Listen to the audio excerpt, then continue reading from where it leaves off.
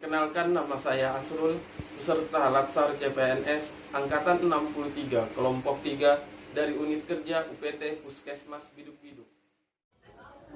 Perkenalkan, nama saya Delvianti Tandiayu, peserta Latsar Angkatan 63, kelompok 3 dari unit kerja UPTD RSU Pratama Talisayang. Assalamualaikum warahmatullahi wabarakatuh. Perkenalkan, saya Hasmiati.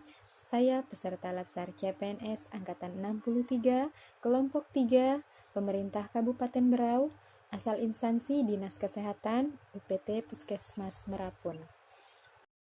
Assalamualaikum warahmatullahi wabarakatuh. Perkenalkan, nama saya Lia Afeliani. Saya dari Angkatan 63, kelompok 3. Asal instansi dari Dinas Kesehatan Kabupaten Berau, unit kerja UPT Puskesmas Tepian 2. Terima kasih. Assalamualaikum warahmatullahi wabarakatuh. Perkenalkan, nama saya Mary Melki. Saya peserta Latsar CPNS tahun 2021, kelompok 3, berasal dari instansi Dinas Kesehatan Kabupaten Berau.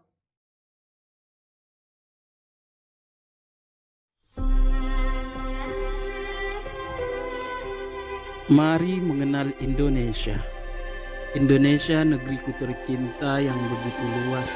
Indonesia merupakan negara kepulauan yang memiliki keindahan dan kekayaan alam yang mempesona. Terbentang dari Sabang sampai Merauke, diwarnai dengan sejuta keberagaman yang ada, dan menjadi simbol persatuan dan kesatuan yang dikemas dalam Bhinneka Tunggal Ika. Walau berbeda, kita tetap satu jua. Kekayaan dan keberagaman yang kita miliki ini harus senantiasa dijaga dan dilestarikan dengan cara mengimplementasikan wawasan kebangsaan.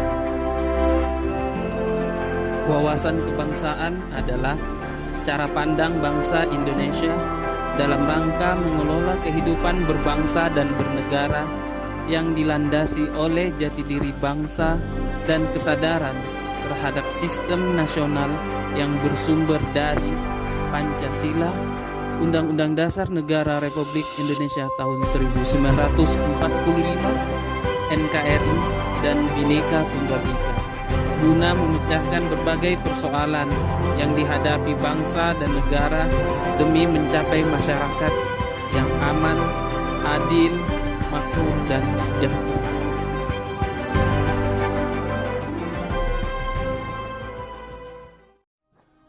Bangsa Indonesia dikenal sebagai bangsa yang memiliki sikap toleransi yang tinggi di tengah-tengah keberagaman perbedaan, berakhlak mulia, sopan santun, tata krama, krama tamaan, kekeluargaan, gotong royong, dan berjiwa nasionalisme. Tidak hanya kaya akan sumber daya alamnya, Indonesia juga kaya akan sumber daya manusianya. Terdapat 4 konsensus dasar berbangsa dan bernegara. Yang pertama, Pancasila. Pancasila secara sistematik disampaikan pertama kali oleh Insinyur Soekarno di depan sidang BPUPKI pada tanggal 1 Juni 1945. Selain berfungsi sebagai landasan bagi kokoh tegaknya negara dan bangsa, Pancasila juga berfungsi sebagai bintang pemandu atau lextar, sebagai ideologi nasional, sebagai pandangan hidup bangsa, sebagai perekat atau pemersatu bangsa, dan sebagai wawasan pokok bangsa Indonesia dalam mencapai cita-cita nasional. Yang kedua, Undang-Undang Dasar 1945. Naskah Undang-Undang Dasar dirancang sejak 29 Mei sampai 16 Juli 1945 oleh Badan Penyelidik Usaha Persiapan Kemerdekaan Indonesia atau BPUPKI. Undang-Undang Dasar memiliki fungsi yang khas, yaitu membatasi kekuasaan pemerintah sedemikian rupa sehingga penyelenggaraan kekuasaan tidak bersifat sewenang-wenang. Dengan demikian diharapkan hak-hak warga negara terlindungi. Gagasan ini dinamakan konstitusionalisme. Yang ketiga, Bhinneka Tunggal Ika. Perumusan Bhinneka Tunggal Ika oleh Mpu Tantular pada dasarnya adalah sebuah pernyataan daya kreatif dalam upaya mengatasi keanekaragaman kepercayaan dan keagamaan di Indonesia. Bhinneka Tunggal Ika memberikan nilai-nilai inspiratif terhadap sistem pemerintahan pada masa kemerdekaan, dan bahkan telah berhasil menumbuhkan rasa dan semangat persatuan bangsa Indonesia. Yang keempat, Negara Kesatuan Republik Indonesia atau NKRI. Keberadaan NKRI tidak dapat dipisahkan dari peristiwa proklamasi kemerdekaan 17 Agustus 1945. Adapun tujuan NKRI sebagai tercantum dalam pembukaan Undang-Undang Dasar 1945 alinea keempat meliputi: yang pertama, melindungi segenap bangsa dan seluruh tumpah darah Indonesia; yang kedua, memajukan kesejahteraan umum; yang ketiga, mencerdaskan kehidupan bangsa; dan yang keempat, ikut melaksanakan ketertiban dunia berdasarkan kemerdekaan, perdamaian abadi, dan keadilan sosial. Bendera, bahasa, dan lambang negara serta lagu kebangsaan Indonesia merupakan sarana pemersatu identitas dan wujud eksistensi bangsa yang menjadi simbol kedaulatan dan kehormatan negara sebagaimana diamanatkan oleh Undang-Undang Dasar Negara Republik Indonesia tahun 1945. Bendera negara Indonesia disebut Sang Merah Putih.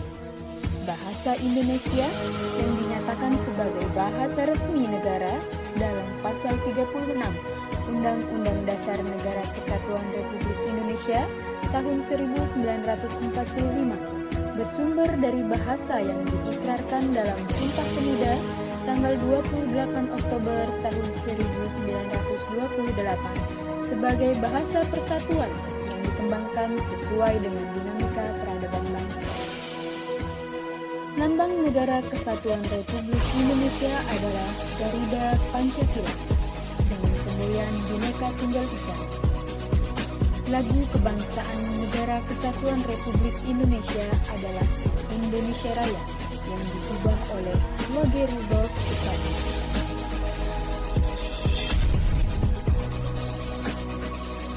Keempat simbol tersebut menjadi cerminan kedaulatan negara dalam tata pergaulan dengan negara-negara lain dan menjadi cerminan kemandirian dan eksistensi negara Indonesia yang merdeka, bersatu, berdaulat, adil, dan makmur. Bela negara adalah tekad, sikap, dan perilaku serta tindakan warga negara, baik secara perseorangan maupun kolektif dalam menjaga kedaulatan negara, keutuhan wilayah, dan keselamatan bangsa, serta negara yang dijiwai oleh kecintaannya kepada Negara Kesatuan Republik Indonesia yang berdasarkan Pancasila dan Undang-Undang Dasar Negara Republik Indonesia tahun 1945 dalam menjamin kelangsungan hidup bangsa Indonesia dan negara dari berbagai ancaman. Nilai dasar bela negara yang meliputi cinta tanah air, setia pada Pancasila sebagai ideologi negara, rela berkorban untuk bangsa dan negara, dan kemampuan awal bela negara. Prestasi yang dicapai anak bangsa Indonesia juga patut diakui dan dihargai. Banyaknya pemuda-pemudi Indonesia yang mengharumkan nama bangsa Indonesia dari berbagai bidang, mulai dari ilmu pengetahuan, seni, olahraga, bisnis, sampai dunia hiburan. Hal ini patut diacungi jempol.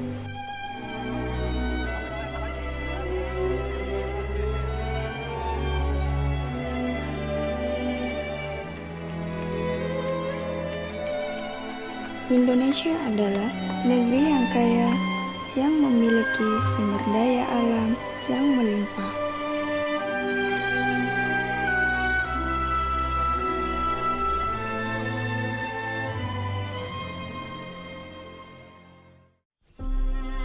Saat ini, dunia sedang berduka akibat virus COVID-19 yang menyerang orang-orang seluruh dunia.